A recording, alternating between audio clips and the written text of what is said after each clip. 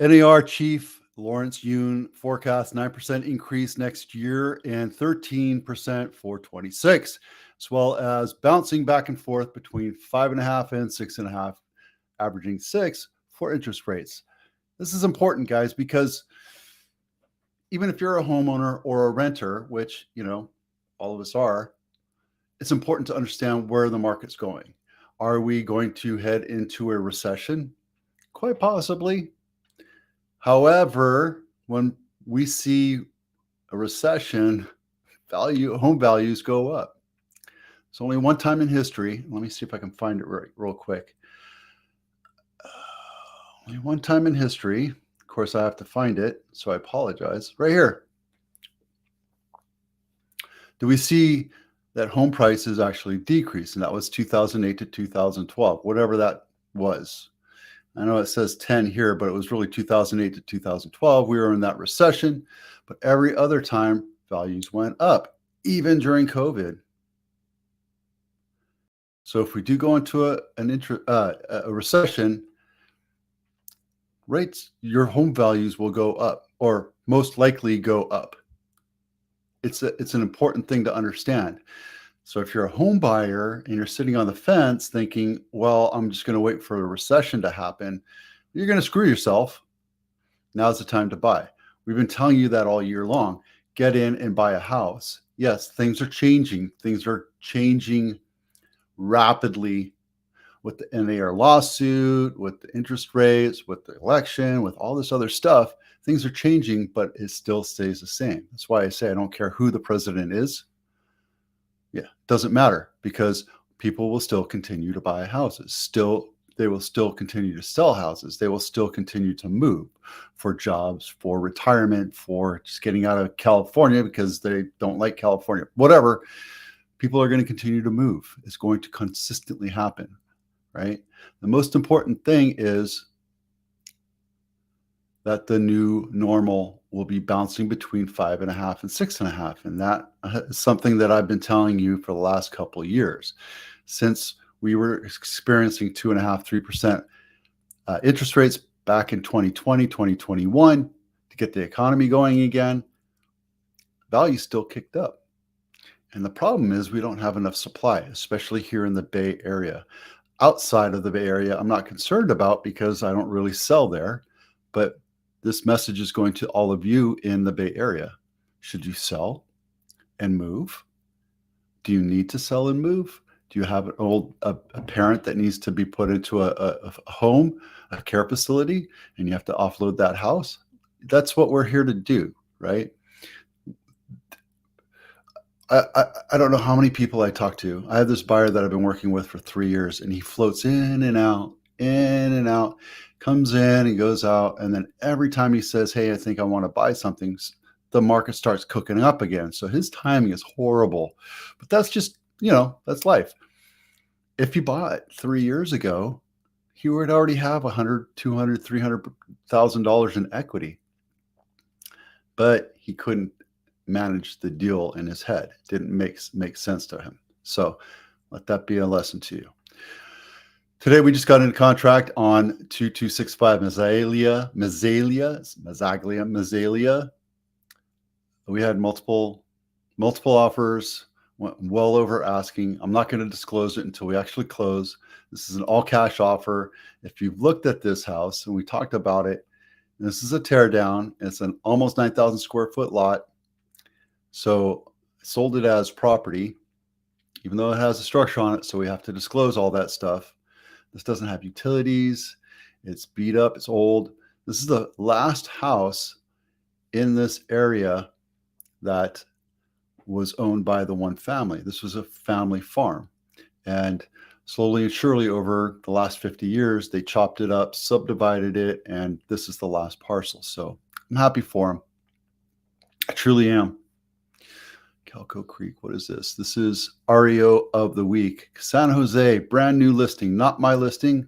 Let's take a look and see where it is. It's in East Side San Jose in Alum Rock area. It's a nice little area. Look at this house. It's beautiful. Gorgeous. $1.6 million. So brand new bank-owned property. 4-bedroom, 3-bath, 3 full baths, 2,700 square feet, half an acre a lot, and it's 25 years old. Let's take a look inside. Guys, this is a fantastic buy. This thing's going to sell for well over 1.7, maybe close to 1.8. It's in the hills. There you go. Bank-owned property of the week. And then Apple House of the Week. $2.3 million. It's amazing when you think about where this is in right by Apple campus, right? There's the Apple campus. So it's walking distance to Apple campus. 3-bedroom, 1.5 bath, 1,100 square feet. This was 2,700 square feet. And built in 1950, 6,900 square foot lot.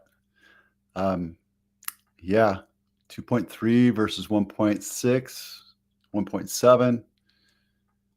Crazy, right? So what you're buying here is the value of the land, because what people tend to do is take these old homes, tear it down, and just like what happened in Mazzaglia, let's see if I can get back to the sky shot real quick. They subdivided this lot. It was originally like a 1/4 acre. It's this entire piece right here. I don't know if you can see it really well. It's this entire piece right here. They subdivided it, pulled the utilities out, and then built this McMansion. That's what they're going to do to this one, and that's probably what's going to happen to Hampton right here.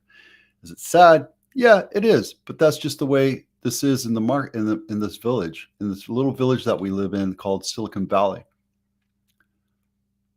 It's upwards and onwards, right? Our price is going to come down. It could, but I don't see how it will ever do that. This is Mountain View Home of the Week. And this is Castro Street right here. That's why I picked it, because it's walking distance to Castro. It's a 2-bedroom, 2-bath, 1,400 square foot house built in 1938. And yeah, it's really nicely trimmed out. This is a nice higher end house for what you get. You have a little loft upstairs. Pretty nice. $3 million. Crazy, right? It is what it is. Hey, so real quick, this is what the home buyer's checklist looks like. It's real easy for you to take a look and see while you're going through open houses. Allows you to compare and contrast different houses as you go through, right? So if it's landscaping, you can put some comments on there, and if you print it on the backside, you can write down on the backside, but it gives you a more precise look at each house that you look at, right? And should you be there with a checklist going through and everything? No, as you're driving from house 1 to house 2, you should be filling this in, remembering what you want, because after 5 or 6 houses, you're going to be exhausted. You're going to be done. And you won't be able to remember which house doesn't have dual pane windows, which house doesn't have air conditioning, which house has cracks in the foundation, that kind of thing. So this checklist right here is free for you to download, and it's easy for you to print up as you go home shopping. Yep. 40 days on market. We have 185 of them. I didn't pick any of these out for you. And these are 90 days on market. We have 69 that are 90 days on market. This one is beautiful, but I took a look at this one real quick. And the reason why I decided not to make a big deal out of it, it's 5 acres, 5 bedrooms, this huge compound on top of a hill. But take a look before we get into the pictures. Let's take a look and see how long it would take you to get there. This is in the middle of Destiny there. Crazy. But it's a beautiful house, beautiful older house. It's built in 1985, but it has some old world charm. This is definitely a compound. So if you're planning on the zombie apocalypse coming, this is a perfect house to live in luxury as people are dying and killing each other. What am I saying?